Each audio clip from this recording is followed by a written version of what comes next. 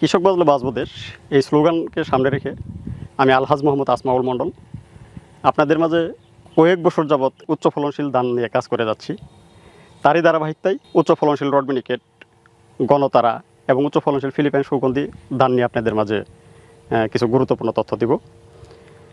এই উচ্চ ফলনশীল রড মিনিকেট, যেটি একটি ব্লাস্ট প্রতিরোধী এক জাত এবং চিকন, ভাত খেতে সুস্বাদু, যেটি প্রতি শতকে 40 থেকে 45 কেজি পর্যন্ত ফলন আসে, এবং উচ্চ ফলনশীল গণতারা, যেটিও প্রতি 33 শতকে 40 থেকে 45 কেজি পর্যন্ত ফলন আসে, এবং ফিলিপাইন সুগন্ধি, ওই ধানটা প্রতি শতাংশ 1 মণ পর্যন্ত ফলন আসে, যে ধানটার বিরিয়ানি চাউল হিসেবেও ব্যবহার করা যায় এবং ভাতটাও খুব টেস্ট হয় ফিলিপাইন সুগন্ধির। বিশেষ করে রড মিনিকেট ধানটা নিয়ে আমি সারা বাংলাদেশে ইতিমধ্যে ব্যাপক সাড়া ফেলেছি। এত পরিমাণ সাড়া ফেলেছি যে আল্লাহ তাআলা আমাকে এত পরিমাণ এই ধানের সফলতা দিয়েছে যা আমি কল্পনাও করিনি কখনো। নিঃসন্দেহে একটি উচ্চ ফলনশীল জাত এই ফিলিপাইন সুগন্ধি, এতে কোনো সন্দেহ নাই। ইতিমধ্যে সারা বাংলাদেশে কৃষক, প্রত্যন্ত অঞ্চলের কৃষকও এই ধান চাষাবাদ করে প্রত্যেকেই আত্মতৃপ্তি পেয়েছে, খুশি হয়েছে ফলন দেখে। তাদের খুশিতে আমিও খুশি হয়েছি। সুপ্রিয় দর্শক, আসসালামু আলাইকুম। আপনাদেরকে স্বাগত জানাচ্ছি নতুন একটি প্রতিবেদনে। দর্শক বন্ধুরা, আজকে আমরা চলে এসেছি শেরপুর সদর উপজেলা কামারচর গ্রামে।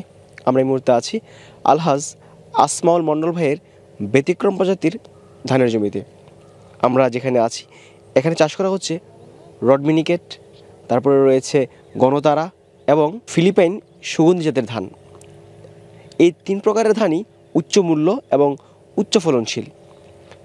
আসমাউল মণ্ডল ভাই দীর্ঘদিন যাবৎ এই ব্যতিক্রম প্রজাতির ধান চাষ করে আসছেন। বিশেষ করে এই রড মিনিকেট ধানটার ফলনটা অনেক বেশি হয় এবং ব্লাস্ট কম ধরে, এবং বৃষ্টিতে বা বাতাসে এগুলা হেলে পড়ে যায় না, যার কারণে এইসব ধান চাষ করা অবশ্যই লাভজনক। আজকের এই পর্বে আমরা আপনাদেরকে দেখানোর চেষ্টা করব আপনারা কীভাবে এইসব উচ্চ মূল্য এবং উচ্চ ফলনশীল ধান চাষ করতে পারেন। আশা করছি পুরোটা আয়োজন জুড়ে পাশেই থাকবেন। আসসালামু আলাইকুম আসমাউল ভাই। ওয়ালাইকুম সালাম। কেমন আছেন ভাই? আলহামদুলিল্লাহ, আল্লাহ ভালো রাখছে। আপনি কেমন আছেন? আলহামদুলিল্লাহ, আমি অনেক ভালো আছি। আরও বেশি ভালো লাগছে আপনার ধানের জমিতে এসে। মাশাআল্লাহ, বেশ চমৎকার ফলন হয়েছে। জি। আচ্ছা, আপনি ব্যতিক্রম প্রজাতির ধান চাষ করেন, এটা কোন জাতের ধান? এটা হচ্ছে রড মিনিকেট ধান। রড মিনিকেট। রড মিনিকেট। আচ্ছা, এটার নাম রড মিনিকেট দেওয়ার কারণটা কি আসমাউল ভাই? এই ধানটা আপনার রডের মতো শক্ত, বাতাসে শুয়ে পড়ে না বা হেলে পড়ে না, এই কারণে এই ধানটার নামকরণ করা হয়েছে রড মিনিকেট ধান। আরেকটা বিষয় হলো আপনার এই ধানটা আপনার মুরগির যে ফিডের বস্তাগুলো আছে ওইখানে অন্যান্য ধান ভরলে 48 থেকে 50 কেজি ধারণ করে, একই সম পরিমাণ বস্তায় এই ধানটি আপনার 60 থেকে 65 কেজি পর্যন্ত ধারণ করে। প্রচুর ওজন এই ধানটা, যেহেতু প্রচুর ওজন এবং রোডের মতো শক্ত, শুয়ে পড়ে না বা হেলে পড়ে না বাতাসে, এই কারণে এই ধানটির নামকরণ করা হয়েছে রড মিনিকেট। আচ্ছা, একজন কৃষক কোন কোন কারণে রড মিনিকেট ধান চাষ করবে? রড মিনিকেট ধানটা চাষ করবে বিভিন্ন কারণে। মানে একটা ধান ভালো ফলানোর জন্য যতগুলো ভালো বৈশিষ্ট্য থাকা প্রয়োজন, এই রড মিনিকেটের ভিতরে সমস্ত বৈশিষ্ট্য বিদ্যমান রয়েছে। রড মিনিকেট ধানের আরেকটা সুবিধা হচ্ছে আপনার এই ধানটা কিন্তু আপনার চিটে হয় না, একদম চিটাবিহীন ধান। বাংলাদেশ আজ পর্যন্ত কোনো ধান পাবেন না যে চিটাবিহীন ধান, কিন্তু এই রড মিনিকেট ধানে কোনো প্রকার চিটে হয় না। একদম শেষের যে গুঁড়ার ধানটা, এই গুঁড়া থেকে আগা অবধি পর্যন্ত সবগুলা পুষ্ট দানা হয়। আচ্ছা, প্রতি বিঘাতে কি পরিমাণ ধান উৎপাদন হয়? এই রড মিনিকেট ধান আপনার বড় সিজনে 33 শতকে বিঘায় 28 থেকে 38 মণ, অর্থাৎ প্রতি শতকে 40 থেকে 45 কেজি পর্যন্ত ফলন আসে প্রতি শতাংশে। এটা কি সম্ভব? হ্যাঁ, অবশ্যই সম্ভব। আচ্ছা, এই রড মিনিকেট ধান আমি আপনার বিগত এই রড মিনিকেট ধানের বীজ আজকে 5-6 বছর যাবৎ বিক্রি করতেছি। এখন পর্যন্ত একটা ফিডব্যাকও আসে না যে রড মিনিকেট ধানের রেজাল্ট খারাপ হয়েছে, ফলন খারাপ হয়েছে। এবছর আপনার জমিতে যে পরিমাণ ধান রয়েছে, এই ধানে আপনি সন্তুষ্ট কিনা বা আপনার কি মনে হয়? হ্যাঁ, অবশ্যই সন্তুষ্ট, আলহামদুলিল্লাহ। মানে হাজার বার যদি আমি শুকরিয়া আদায় করি তাও শেষ হবে না। আল্লাহ খুব সুন্দর ফলন দিয়েছে। এবং কি এই রড মিনিকেট ধান আপনার আমি না, শুধু সারা বাংলাদেশে ইতিপূর্বে যারা চাষ করেছে প্রত্যেকেই সন্তুষ্ট। আচ্ছা, কত জায়গার উপরে চাষ করেছেন রড মিনিকেট? রড মিনিকেট ধান চাষ করেছি এখন বর্তমানে আপনার 10 একর জায়গা। 10 একর জায়গা। 10 একর জায়গা। আচ্ছা, এবছর কি পরিমাণ ধান উৎপাদন হবে আপনার এখান থেকে রড মিনিকেটটা? আমি আশা করতেছি শতকে আপনার 40 থেকে 45 কেজি এসে পড়বে। 40 থেকে 45 40 থেকে 45 কেজি, জি, প্রতি শতকে। আচ্ছা, অন্যান্য ধানের তুলনায় এ ধানের যে পোকামাকড় আক্রমণ করে বা রোগগুলা এগুলা কেমন? ওই আপনি খুব সুন্দর একটা প্রশ্ন করেছেন, যেটা আমার মানে আগেই বলা উচিত ছিল। এই রড মিনিকেট ধানে কিন্তু কোনো প্রকার ব্লাস্ট নাই, কোনো প্রকার ব্লাস্ট নাই, বিএলবি নাই, কোনো প্রকার রোগবালাই নাই, পোকামাকড়ের আক্রমণও এটাতে কম, এবং এই ধানে কোনো প্রকার চিটা হয় না। অর্থাৎ এক কথাই শেষ, একটা ধানের ভালো ফলন ফলানোর জন্য যত ভালো বৈশিষ্ট্য থাকার প্রয়োজন, এই রড মিনিকেটের ভিতরে সমস্ত বৈশিষ্ট্য বিদ্যমান রয়েছে। এটার স্বাদটা কেমন খেতে? এই ভাতটা আপনার আটাশের চেয়েও খেতে ভালো। আপনি যদি সকালবেলা রান্না করেন তাহলে কিন্তু আপনি রাইতেও খাইতে পারবেন, কোনো সমস্যা হবে না। আর দানটাও কিন্তু চিকন, আপনার আমাদের যে ব্রি দান আটাশ আছে, আটাশের চেয়ে এই দানটা সামান্য একটু চিকন এবং সামান্য একটু ছোটো। মানে আটাশের কোয়ালিটি আটাশের চেয়ে সামান্য একটু ছোটো এবং সামান্য একটু চিকন। এই ধরনের বীজ বিক্রি করছেন আপনারা? হ্যাঁ, এই দানের বীজ বিক্রি করছি। এর মাধ্যমে আমি আরেকটা কথা বলি, এই দানটা কিন্তু আপনার চাউলও বেশি হয়।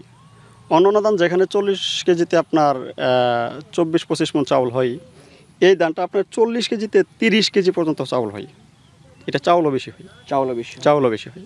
ভাই অনেকে বীজ নিতে চায়, এগুলো আপনারা পাঠান কিভাবে? এই বীজটা যদি কেউ নিতে চাই, আপনার তো স্ক্রিনে আমার ঠিকানা দেওয়াই থাকবে। কেউ যদি আমার বাসায় এসে নিতে পারবে, অথবা কুরিয়ার মাধ্যমে আমরা সারা বাংলাদেশে এটি ডেলিভারি দিয়ে থাকি। পাঠিয়ে থাকেন। তার পাশাপাশি আর কি কি ধান রয়েছে?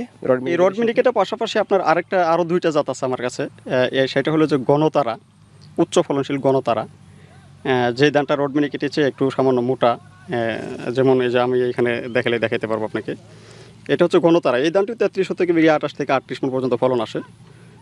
এই ধানটা রড মিনিকেটের সামান্য একটু মোটা, কিন্তু এই ধানটাকে ঘনতারা বলা হচ্ছে এই কারণে ধানের শেষের যে গাঁথুনিটা মানে বিশাল ঘন, যার কারণে এই ধানটির নামকরণ করা হয়েছে ঘনতারা।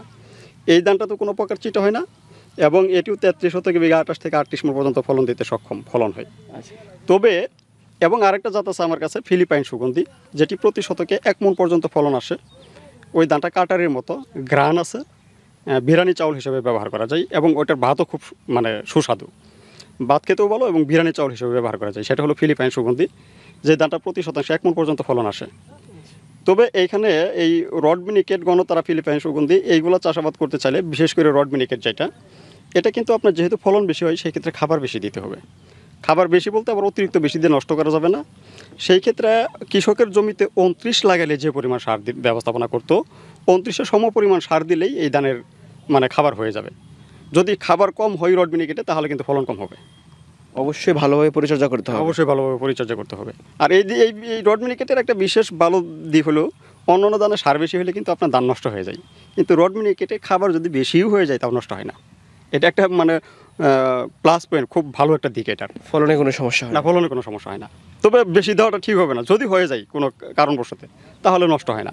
ভাই যদি কোনো কৃষক ভাইয়েরা আপনার কাছ থেকে বীজ নিয়ে ধান চাষ করতে চায়, অবশ্যই ভালো মানের বীজ দিবেন। কেমন?